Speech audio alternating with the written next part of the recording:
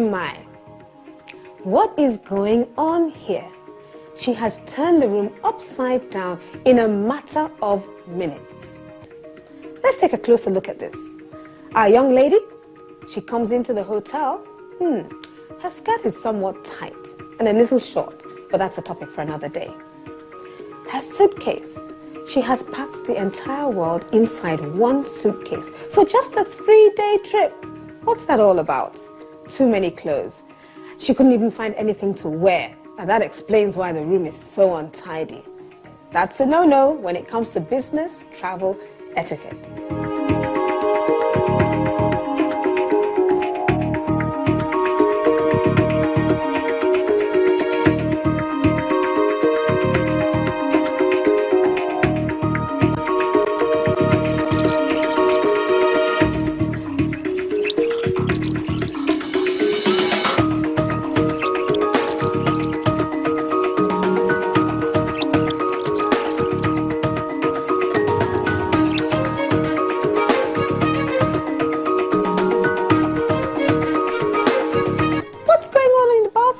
Ladies, it's all about hygiene. Show them that you have some panache. That's what it's all about. Whenever you use the bathroom, try not to throw the towels and the robe on the floor. Most hotels tend to frown at this, and it goes without saying. It's all about curtailing costs with soap and water.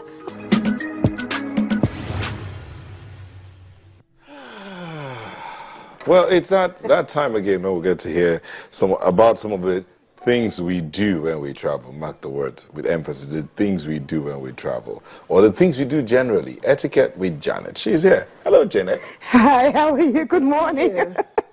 Interesting. Really? Good. Yes. Really interesting. Talking about business travel essentials today. It's just to let you see from that video, her business travel was all about the clothes. So much so that she's packed too many, she can't find what to wear. So I'm going to quickly run through business travel etiquette. It really is not about the clothes that you're carrying.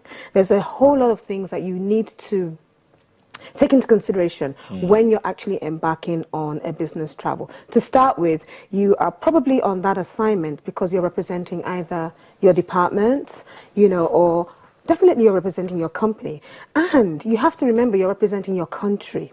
You are an ambassador at that point in time. So you're showing the corporate culture of that organization, the brand. So everything you do speaks about the reputation of the organization that you work for. So you have to be mindful, okay? And a lot of things go into something like that. For example, whenever you want to go on a business travel assignment, take cognizance of the itinerary. Where are you going? Where's the destination? Do you need a passport? Some places we just need an ID card if it's ECOWAS countries. Do you need a passport? Is your passport actually valid? At least for a minimum of 6 months. Some countries will say if it's less than that, they won't allow you to travel. Do you need a visa?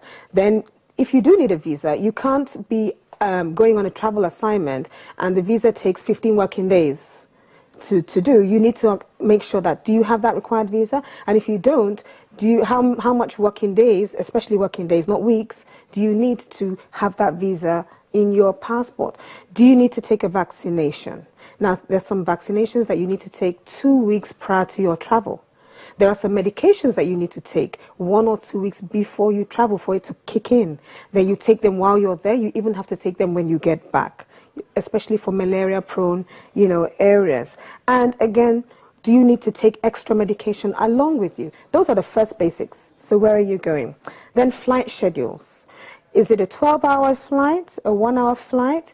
Then you have to remember, when you're booking your business travel, do you need to take cognizance of the time differences? Are you going to be 3 hours, 10 hours, 5 hours behind or ahead?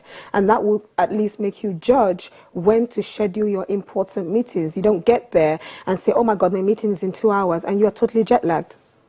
Because a lot of people don't take that into cognizance. And that's why you really need to have a very good admin to make sure that when they're planning, you need to leave at least 1 to 2 days travel time going and coming, because you need to get over jet lag. Yeah. That's one main thing about business travel that people forget, the jet lag. And even when you're coming back, you say, okay, I'll be back on Thursday, let's have our meeting on Friday. When you're totally going to be jet lagged and you're not going to be productive at all. But, you know? but some people usually go like, I mean, I don't get affected by jet lag. They do. Some people do say that, but you know what? It's not possible. You will at some point, it will catch up with you. So some people, their body system or chemical makeup is different. You might not feel it immediately, but wear and tear of the body, you're going to feel it later on in the day or in the course of the week. Then you begin to ask yourself, why am I yawning like this? It's a build-up of your fatigue, definitely. And of course, when you're traveling, you know, some people, they like to do the lastminute.com. So the international travel are not local. The gate closes 2 hours prior to the departure, and you can't be getting there 5 minutes to the time, even if you've checked in online. When the gate closes, a very good airline will actually say, I'm sorry, it has closed.